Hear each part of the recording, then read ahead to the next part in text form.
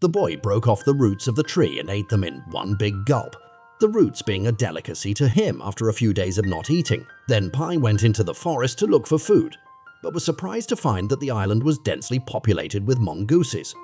And in the midst of the mongooses there were several puddles of fresh water. Pi can't wait to jump into the puddles, and after days of not drinking fresh water, he can finally drink his fill. He swims happily in the water and enjoys the fresh water. The tiger can also have a good meal here. It's like a gift from God that came out of nowhere. As a token of his appreciation, Pi tied the piece rope his girlfriend had given him to the root of a tree. Soon the sun was setting in the west and Pi built a simple bed on a branch.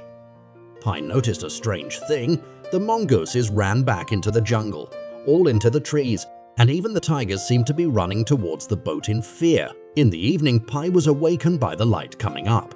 Curious, he looked and saw a large number of dead fish floating in a puddle. Pi was stunned. He couldn't believe that the freshwater puddle, which had been fine in the daytime, had turned into highly corrosive acid in the middle of the night. Then Pi picked a glowing flower, but when he opened the petals, there was a human tooth inside. Pi then realizes that this could be a cannibal island. From a distance, the island looked like a woman lying on the ground. The next day, Pi gathered enough food and fresh water and took his best friend, Tiger, to leave this place. After 227 days at sea, Pi finally returned to land and climbed back to the shore with all his strength. The beach was so clean and gentle, and he was so exhausted. He could hardly move. The tiger leapt from the boat and stumbled to the edge of the jungle, where he was now as thin as a man's bones.